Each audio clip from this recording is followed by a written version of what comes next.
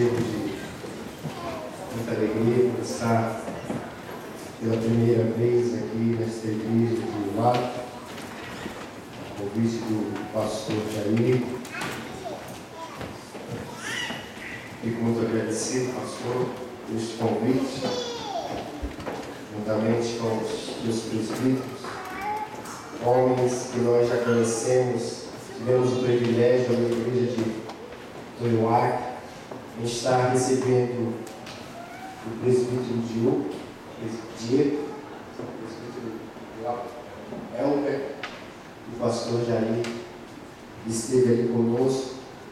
Cada um estiver ministrando no mês de julho, para a honra e glória do Senhor. Foi bênção para as nossas vidas, e creio que muitas famílias ali já têm testemunhado que o Senhor tem feito na vida de cada um deles.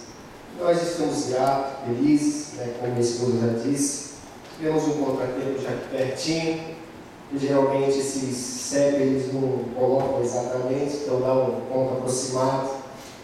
Mas graças a Deus estamos aqui cultuando. Já conhecemos alguns irmãos, e também outros não conhecemos, mas estamos conhecendo agora. E para nós estamos muito felizes mesmo em estar aqui juntamente com esta igreja, que é a igreja do Senhor e Salvador Jesus Cristo. Estamos muito felizes mesmo em estar aqui. Sem perda de tempo, convido a igreja para estar abrindo a sua Bíblia lá no Evangelho de São João, no capítulo 4, louvado seja o nome do Senhor. Hoje, quando nós entramos aqui, a irmã estava lendo ali o Salmo 23, falando das ovelhas, do pastor. É algo que ela disse ali sobre as ovelhas que o pastor leva elas até as águas. E hoje nós vamos falar disso, a importância da água para a vida do cristão, a importância da água. Nós sabemos que a água é muito importante para a nossa vida, mas vamos ler aqui no Evangelho de João, capítulo 4, no versículo 14, somente o versículo 14, que diz assim, capítulo 4, versículo 14, diz assim: aquele, porém, que beber da água que eu lhe der, nunca mais terá sede. Pelo contrário, a água que eu lhe der será nele uma fonte a jorrar para a vida eterna. Louvado seja o nome do Senhor. Queridos, nós, há alguns dias, eu já estava meditando nesta palavra e dei algumas ali pinceladas com a minha esposa um dia. E sabemos que a água é muito importante, tanto para nós como para o planeta Terra. É a primeira coisa que hoje eu cheguei, sentei ali, o presbítero Diego já veio ali até mim e me deu um copo d'água. Porque sabemos que é um fator fenomenal para a nossa vida e para a vida do planeta. No momento que eu estava ali em casa, estudando um pouco a respeito da água, eu pude ver que no nosso planeta Terra, cerca de 70% do nosso planeta é constituído de água. E 4% água doce. Então, água doce, desses 70%, então sabemos que 66% desta água, ela será uma água salgada. É uma água salgada. Então, esses 4% dessas águas doces, ela vai ter que servir para nós, seres humanos, ser potável para nós bebermos, tanto para o meio de indústria, para outros meios, criação de gado, pecuária, fauna, flora, e outro tanto dentro do planeta Terra.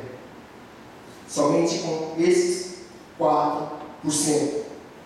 Então nós sabemos que parece ser pouco, apenas 4% para aproximadamente 7 bilhões de habitantes da Terra. Mas algo que me chamou a atenção quando eu estava ali meditando, falei, meu Deus, se tem 70%, 66% vai ser água salgada, se 4% é água doce, e 7 bilhões de habitantes necessitam, não só os 7 bilhões de habitantes, mas as outras coisas que funcionam e dependem da água. Naquela hora me veio em mente que o Criador, Deus, Ele sabe tudo que faz. E nós imaginamos que é tão pouco. Eu creio que se tivesse o dobro de habitantes, 14 bilhões, esses 4% seria necessário. Porque o nosso Deus, Ele sabe tudo que faz. Ele fez tudo na sua perfeita vontade. Então nada que o Senhor fez é algo que foi por acaso. Tudo foi na medida. Uma coisa que eu achei muito interessante, quando esteve um pastor ali na série que trouxe o estudo sobre a Arca de Noé, pastor Severino. E uma coisa que me gravou é que ele disse, olha, ele começou a mostrar sobre a Arca de Noé. Ele trouxe todas as medidas da arca. E ele falou, olha, com o mover das águas, as tempestades que batia, as ondas, aquela arca não afundava.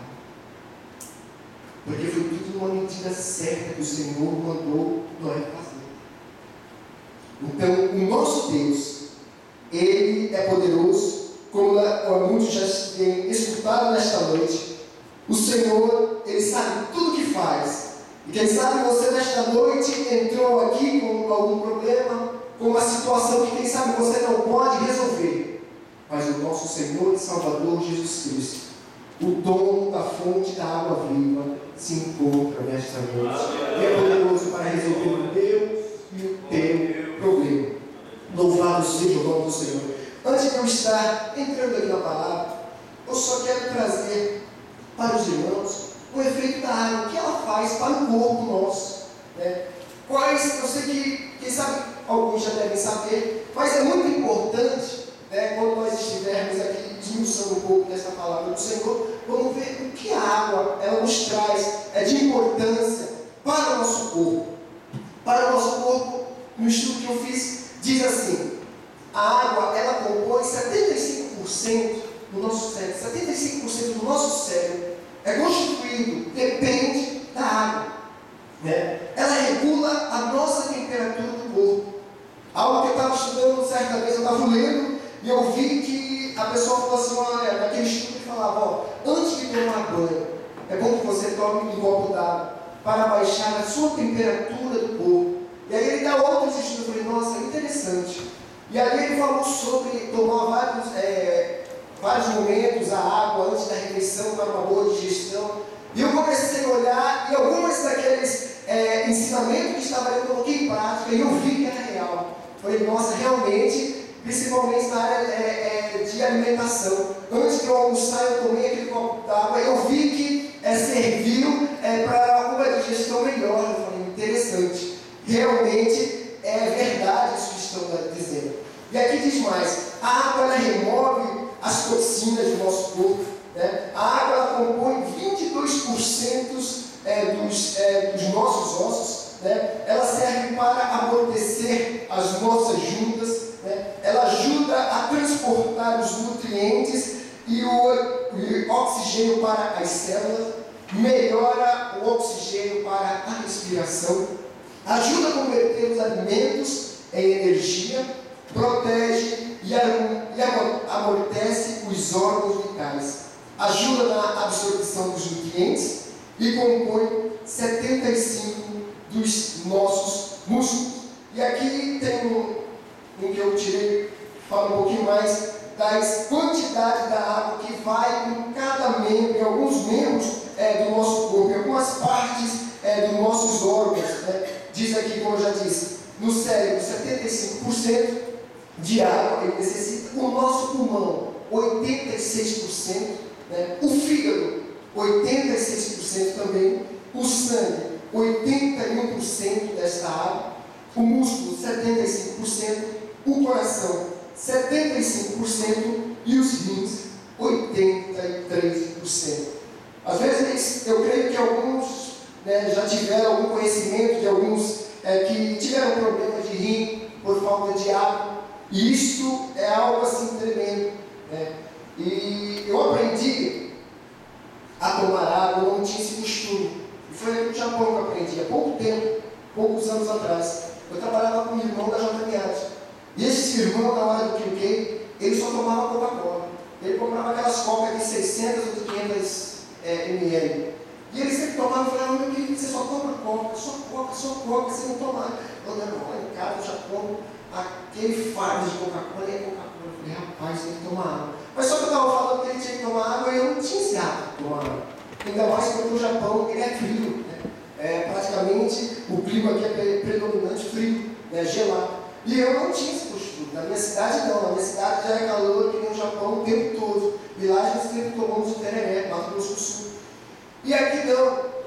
Mas quando eu comecei a olhar para aquele irmão, eu comecei a tomar água. Eu comecei a tomar água e sempre incentivando a minha esposa, porque também a minha esposa tem esse costume da Coca-Cola. Eu falando: olha, a água era importante, Eu lembro do momento que eu tinha acordado de manhã cedo, eu estava meditando nesta palavra, e quando eu estava meditando, vendo sobre o estudo da água, eu falei: nossa, não tomei meu copo d'água, vou tomar água. E aí eu tomei um copo d'água, porque isso não que isso aqui já ficou algo uniforme meu, não, mas isso é bom para o nosso organismo. Mas, presbítero Davi, o que tu quer dizer com esta água para o nosso organismo? A palavra do Senhor, aqui onde nós lemos em João 4:14, Jesus disse para aquela mulher samaritana: aquele que beber da água que eu lhe der, nunca mais terá sede. Pelo contrário, a água que eu lhe der será nela uma fonte a jorrar para a vida eterna. Algo tão interessante quando Jesus, quando o nosso Deus, Ele pega a água para trabalhar com o teu povo. Quando o Senhor Ele coloca a água na Bíblia, e em muitas das suas ilustrações, Jesus Cristo fala de água, dizendo que Ele é a fonte da água viva, que todo aquele que beber jamais teria sede. Nos Salmos nós vemos várias passagens falando de água. É porque essa água, ela é para o nosso organismo algo indispensável. Nós podemos ficar sem comer 3 dias, 4 dias, 5 dias. Mas se nós passarmos de 3 dias sem tomar água, o nosso organismo já começa a comprometer. Eu servi no exército, e no meu último ano de exército, eu fui para um campo e tive que fazer um estágio. E nesse estágio eu usava um cantil com 1 litro d'água para passar 24 horas. E era debaixo de um sol de 35 a 40 graus, no meio do Pantanal. E nós tínhamos que fazer exercício. E a instrução que nós recebemos era que pela tampinha daquele cantil nós tínhamos que tomar água. E aquele instrutor nosso falava: olha, com uma tampinha molha a boca, com a outra tampinha você toma, e aí você vai. E eu aprendi.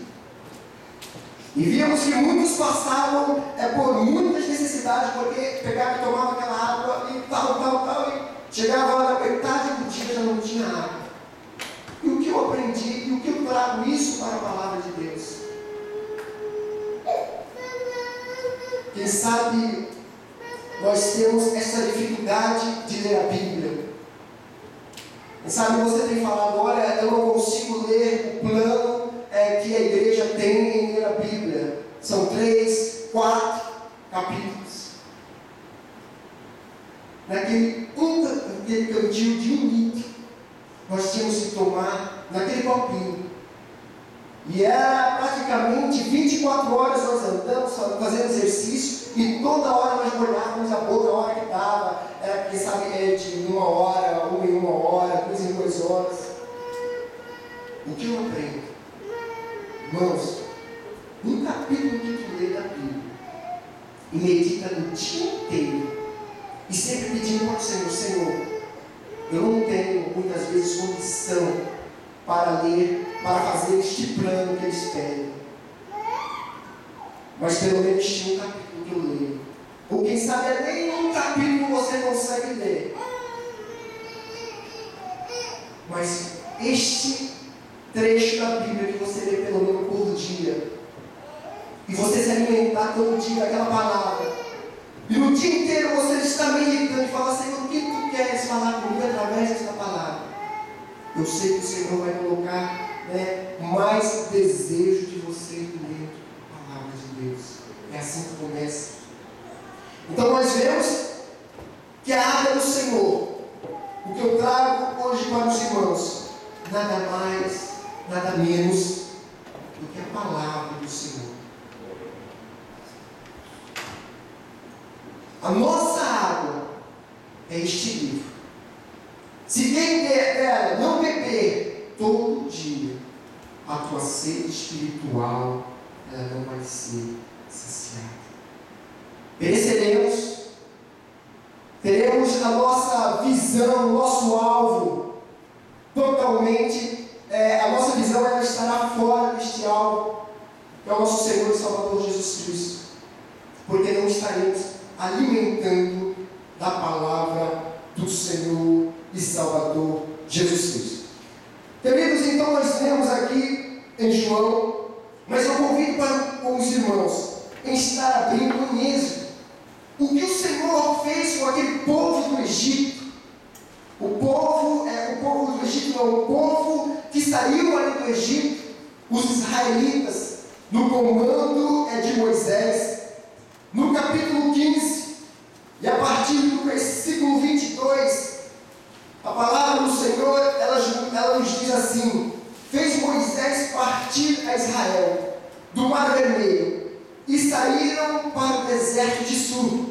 Caminharam 3 dias no deserto, e não acharam água. Afinal, chegaram a Mara. Todavia, não puderam beber as águas de Mara, porque eram amargas. Por isso, chamou-lhe aquele lugar de Mara. E o povo murmurou contra Moisés, dizendo: que havemos de beber? Então Moisés clamou ao Senhor, e o Senhor lhe mostrou uma árvore, lançou a Moisés nas águas, e as águas se tornaram doces. Louvado seja o nome do Senhor. Então nós vemos que o povo israelita caminhando naquele momento, naquele deserto, por 3 dias. E caminhando naquele deserto por 3 dias, eles não encontraram água. E nós vemos que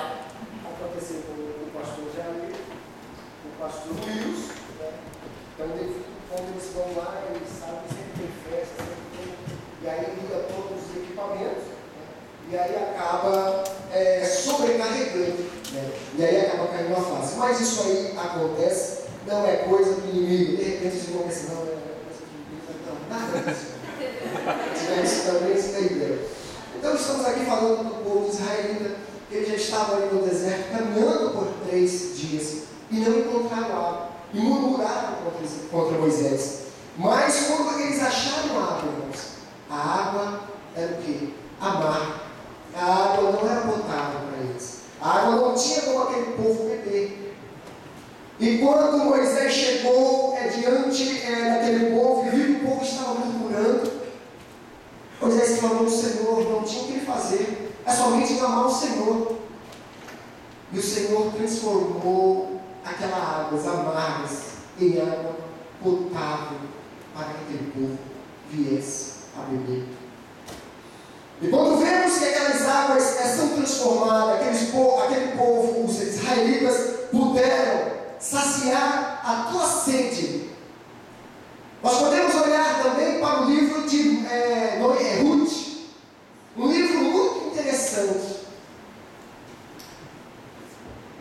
Eu estava lendo e quando eu cheguei nesse livro, quando eu estava meditando nessa passagem do povo israelita que estava ali, em que o Senhor já tinha abençoado aquele mar vermelho, feito a briga, eles passaram, murmurando por causa desta água. E aí eu fui lá no livro de Ruth, eu falei, Senhor, os israelitas murmuraram contra o Senhor. Mas há um pouco tempo eles tinham passado pelo mar vermelho. Eles viram o milagre do Senhor.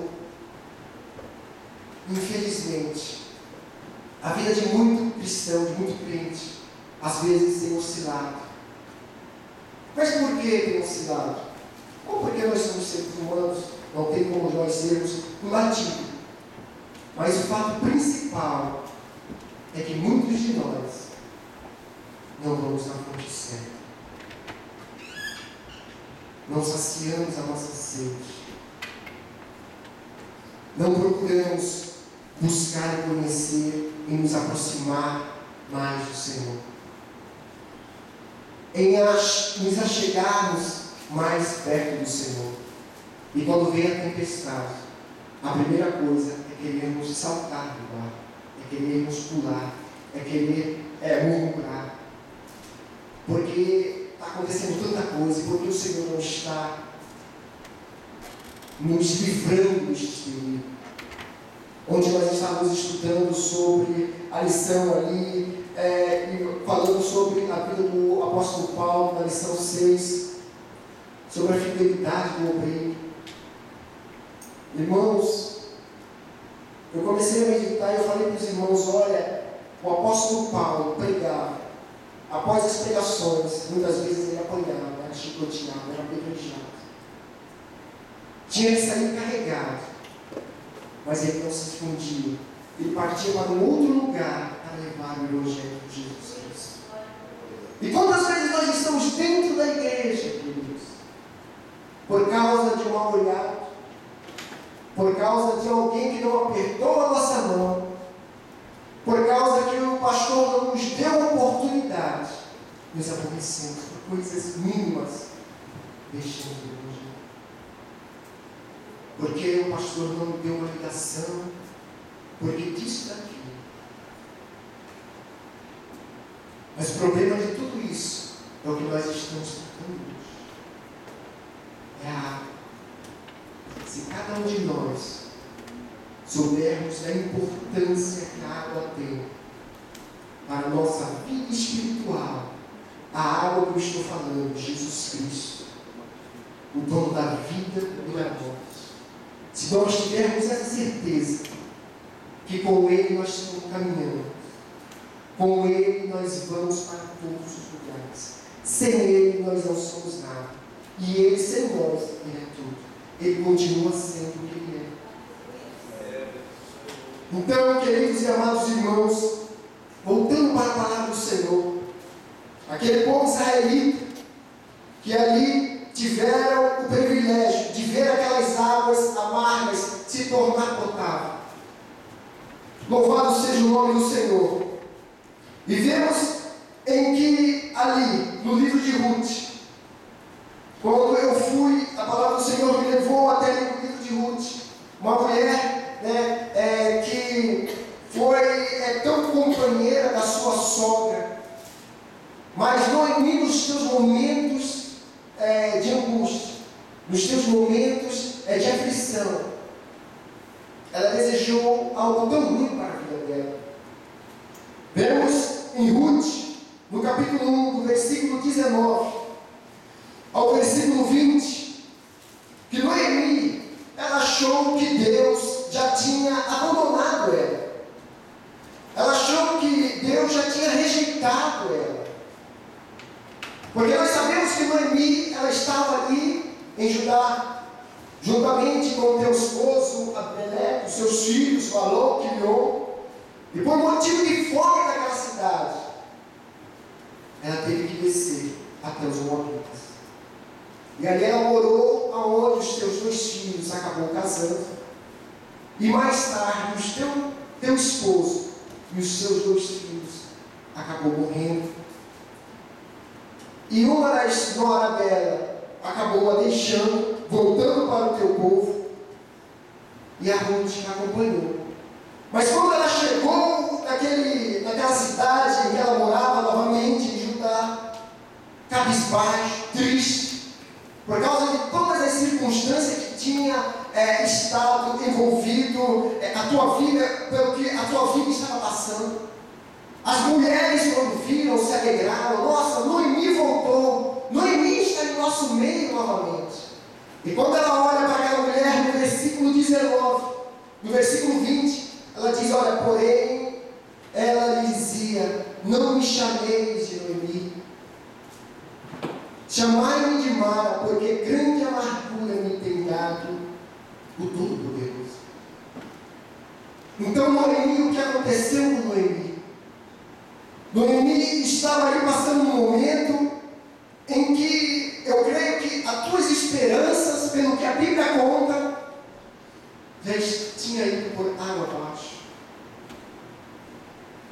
Ela já não tinha esperança de um dia melhor.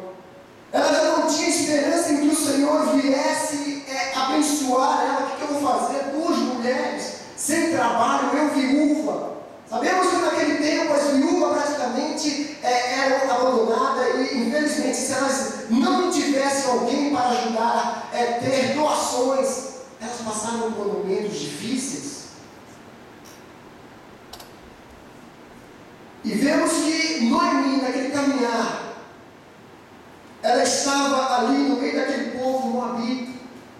E eu fiquei meditando, mas Senhor, essa mulher ela vai para aquele lugar, acontece tudo isso. E agora, nesse versículo 20, ela chega ao ponto de falar que o Senhor Todo-Poderoso causou tudo isso. Irmãos, eu não sei na profundidade deste livro. Não peguei nenhum outro livro para me aprofundar. Mas Noemi estava em uma terra pagã, em uma terra que era cheia de ídolos, em uma terra que eles não adoravam o Deus Todo-Poderoso. E eu pensando, eu falei, provavelmente, tudo aquilo que havia em sua volta minou a fé daquela irmã. Quem sabe tudo aquilo que eles adoravam, tudo aquilo que ela via, coisas que terríveis aconteciam naquele lugar, às vezes chegou a minar a fé dela.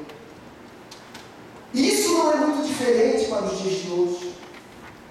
Às vezes, dentro da fábrica, tantas coisas nós vemos, tantas coisas que nós estamos ali, que temos que compartilhar, que temos que passar. E se nós não tivermos cuidado, isso pode minar a nossa fé. Isso pode vir arrancar a nossa comunhão com Deus. Não, mas não assim. Pode. Nós temos que saber fazer a diferença entre o joio. E eu olhando e meditando, vi que provavelmente muitas destas coisas podem ter minado até mesmo a morte dos seus 3 homens da casa. O abandono de uma nora. E quem sabe ela estava achando que tudo naquele momento se estava perdido para ela. Mas algo tão interessante quando nós vemos no final do livro de Noemi, de Ruth, no capítulo 4, no versículo 14, a palavra do Senhor nos diz assim: então as mulheres disseram a Noemi, seja o Senhor bendito, que não deixou hoje de te dar um neto, que será o teu resgatador. Louvado seja o nome do Senhor. Querido, a história de Noemi eu creio que muitos conhecem. E aqueles que não conhecem, no livro de Ruth conta desta mulher, ela volta somente essas duas mulheres e vai ali buscar espigas, para sustentar a tua sogra. E ela acaba conhecendo a Boaz. E ali conhecemos toda essa história, que ela acaba casando com Boaz. E no final de toda essa história, o nosso Senhor e Salvador Jesus Cristo, Ele vem no meio dessas linhagens. Porque nós sabemos que o neto de Noemi, em que Noemi teve aqui, de Ruth com Boaz, com Ruth com Boaz, foi Obed. Obed gerou Jessé.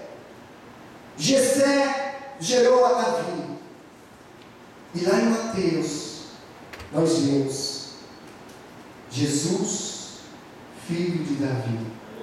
E muitos dos judeus não compreendiam porque ele chamava Jesus filho de Davi. Porque lá atrás veio uma geração.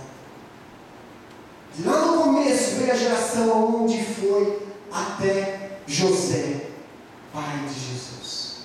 Sabemos que Jesus Cristo foi ali implantado por Deus Pai no ventre de Maria. Mas aquele homem que coabitou com Maria após o nascimento de Jesus Cristo, ele veio da geração de Davi.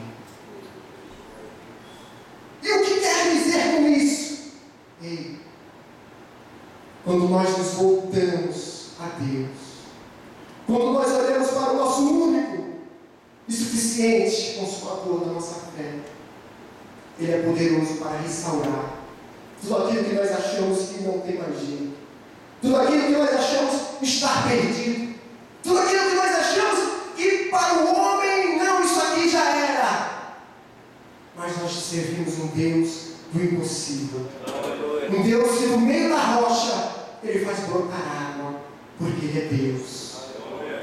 Um Deus que no meio deste planeta, que apenas 4% desta água pode sustentar 7 bilhões de habitantes. É o Deus que nós servimos. É o Deus que se encontra presente em nosso meio. Louvado seja o nome do Senhor. E nós vemos que este resgatador nasceu. Um homem que veio na sua linhagem, chegando até Davi. E de Davi depois chegando até Jesus. E o nosso resgatador, Ele deu a vida naquele Calvário por cada um de nós. Nós não tínhamos condição em estar aqui. Nós não tínhamos este privilégio por estar aqui. Mas a graça, um dom imerecido do Senhor, Ele concedeu a cada um de nós. E através dessa graça, é que cada dia nós dobramos o nosso joelho, nós entramos em comunhão com o nosso Pai, e nós falamos: Senhor, tenha misericórdia da nossa vida. Tenha misericórdia, porque nós somos os homens, nós somos homens e sabemos que a cada dia vivemos num mundo que jaz no maligno. E quem sabe se alguém levantar, ou até mesmo eu falar: olha, eu não tenho pecado, sou mentiroso. Nós vivemos num mundo de pecado, mas a diferença é que estamos com Jesus. Como foi falado aqui, estamos no meio, podemos estar no meio do vale da sombra da morte, mas o nosso Senhor e Salvador Jesus Cristo, Ele está conosco, Ele caminha conosco, e Ele faz com que tudo venha a se abraçar no nosso coração, na nossa alegria. E se nós não nos alimentarmos desta água, podemos crescer, podemos naufragar, chegar a dias difíceis que eu não vou saber o que eu vou fazer. Senhor, e agora? O que eu vou fazer? A palavra está aqui. Quando eu cheguei no Japão, ano de 2008, eu fiquei 10 meses desempregado, cheguei no meio da crise. E 10 meses parado, de novembro até setembro 2009, parado, na casa do meu sogro. Praticamente, muitos ali estavam parados, meu sogro, minha sogra. Mas sempre o Senhor levantava um para sustentar a família. Nunca o pão faltou. Nunca o alimento, nunca o leite da minha filha que estava com 3 aninhos faltava. Louvado seja o nome do Senhor. E no meio daquela crise, até conseguir juntar, nós conseguimos. Porque o nosso Deus é fiel. O nosso Deus é poderoso. E quando Ele fala algo para a nossa vida, lá na frente Ele cumpre. Não sabemos qual é a hora, qual é o momento, mas tenha certeza que será cumprido. Porque Ele é fiel. E vamos que muitos falaram, olha, volta que não tem jeito. Vamos comprar a passagem para vocês voltar. A minha esposa naquele momento estava até com mais fé. Ela falava, não, nós não vamos voltar. No Brasil Deus usou alguém. E nós cremos que aquele que foi usado, sabemos que o Senhor tinha um enviado para nós. E quando eu já via que as nossas forças estavam no escasso, eu já não tinha mais força, eu falei, Senhor, todo dia levantando, indo nesta relógio, e não tenho emprego. O que eu faço? O que eu faço, Senhor? E ele chegava de muitas pessoas, quando batiam o olho em mim, não sabe falar em louvor. Você é claro. E todas as vezes. E teve um amigo meu que falava, irmão Davi, eu chegava lá, eu falava com o japonês, quando eu olhava para você, eu falava, Senhor, eu falo, eu não estou conseguindo ninguém que não fala assim. Ele falava, Davi, eu não entendo uma coisa, mas quando nós saímos de lá, você é diferente, você está rindo. Falava, Rodolfo, confia no Senhor. Confia, entrega o teu caminho ao Senhor, que Ele tudo fará. E naquilo ali foi indo que o Senhor me colocou em um excelente emprego. Mas antes disso, irmãos, quando eu dobrava o meu joelho, quando eu orava ao Senhor, eu lia várias vezes a Bíblia durante o dia. Foi um momento que eu pude também ter mais comunhão com o Senhor. Aprendi a dar valor na leitura bíblica. E um dos salmos que eu lia, Salmo 128, que fala da família. Quando eu bati o olho naquele salmo, eu olhei, todo homem, bem-aventurado o homem que teme ao Senhor. E no meio daquele salmo, eu não me lembro o versículo, mas ele fala que todo homem é digno de um trabalho para o teu sustento. Eu falei, Senhor, está aqui a tua palavra. Eu tenho contigo, Senhor, algo que o Senhor há de me dar, porque está na tua palavra. Na tua palavra está falando que eu sou digno de um trabalho, que até esta porta. Irmãos, foi dentro praticamente de menos de um mês. E Deus me abriu aquela porta até onde eu estou até hoje. Louvado seja o nome do Senhor. Então nós vemos que o Senhor, Ele tem feito coisas tremendas, coisas fiéis. E muitas vezes nós pensamos, não, está perdido. Não, essas águas estão amadas, não tem como tomar. Não tem como eu saciar a minha sede. O Senhor é poderoso. Assim como Ele transformou aquela água em água potável, Ele é para transformar, Ele é poderoso para transformar a amargura da tua vida. Aquilo que você está pensando que não tem jeito, não tem condição de ser resolvido. No Salmo 107, no versículo 35, diz assim: converteu o deserto em sóis de água e a terra seca em mananciais. Terra seca em mananciais.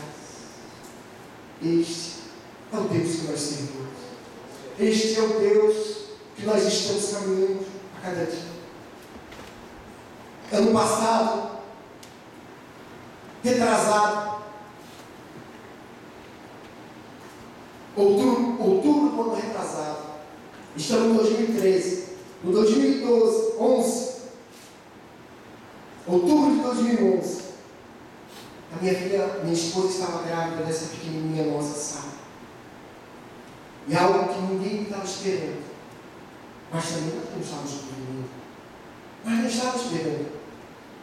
Ela veio, foi aquela alegria, tal, mas no meio de toda aquela gravidez, aquela gestação, em um mês, surgiu algo terrível.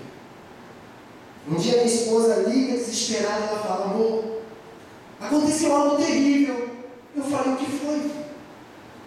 Ela falou: eu fui no médico e houve complicação. E aí eu fui até lá, fui saber o que era. E ela, como é formada em enfermagem no Brasil, e ela leu em inglês, e falava ali uma palavra em inglês que eu me esqueci agora. E eu falei: mas o que você quer dizer que eu não estou entendendo isso? Ela falou: olha, pelo que o médico está dizendo, eu estou com câncer no colo do útero.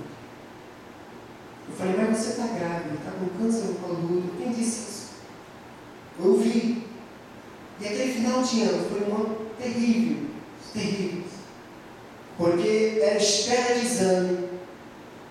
E ela preocupada, e eu tentando não trazer a preocupação a ela. E levando aquela situação, pedindo a Deus que nos desse um caminho, vamos retornar, vamos explicar o que vamos fazer. E quando chegou em janeiro, que ela foi pegar aquele exame, aí que foi pior, que ela chegou desesperada.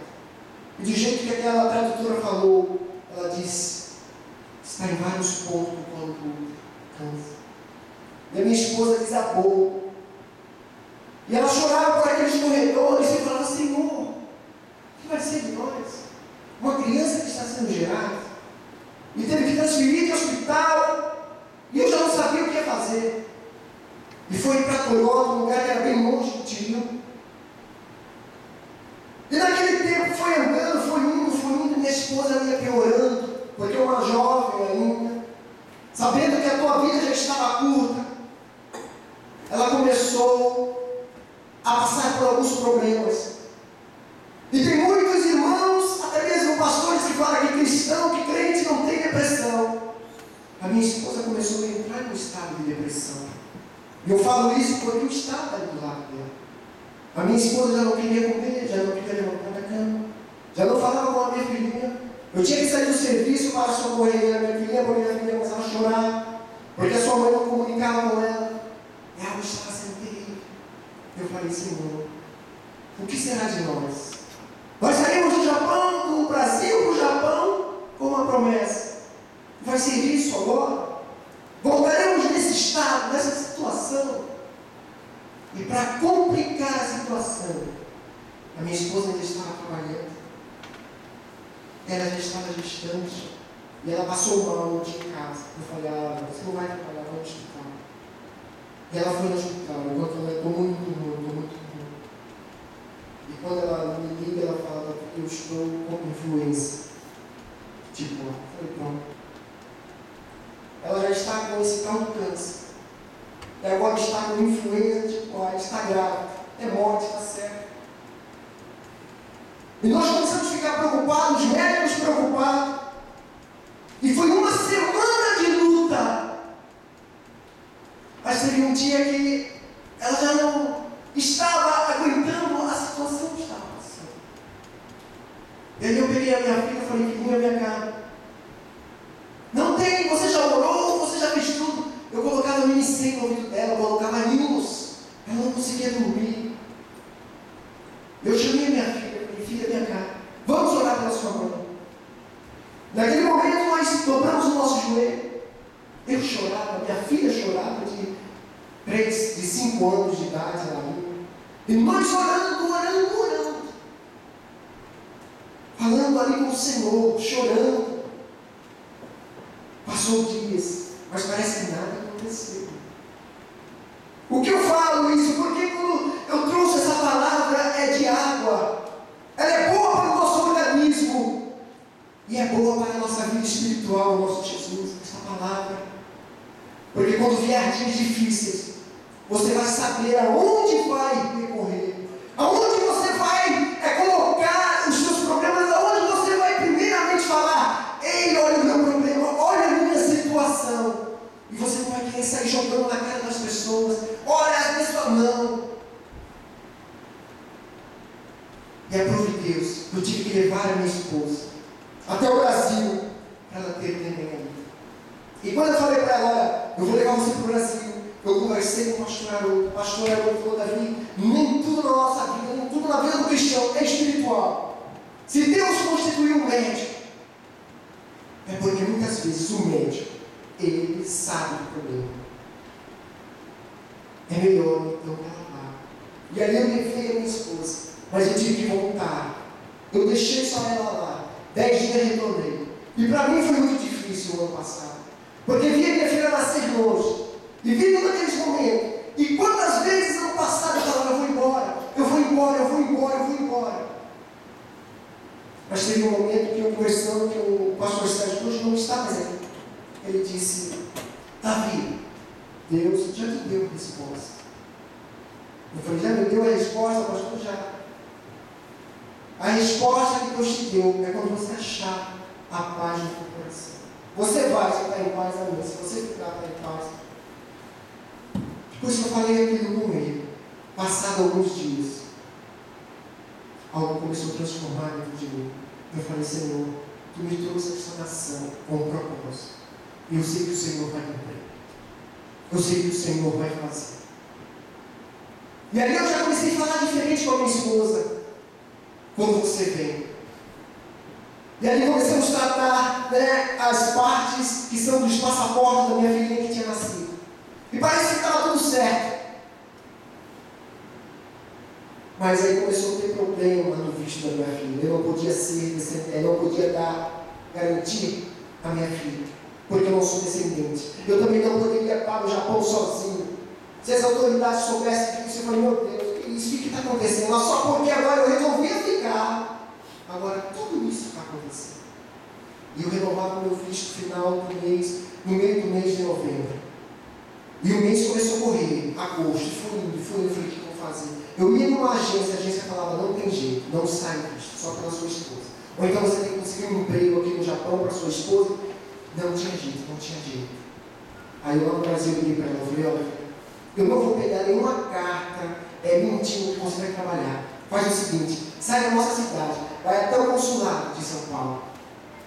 Chega lá no consulado e fala direto. E o pastor Arnaldo falou, olha, tem a filha do pastor que esteve aqui, o pastor Elias.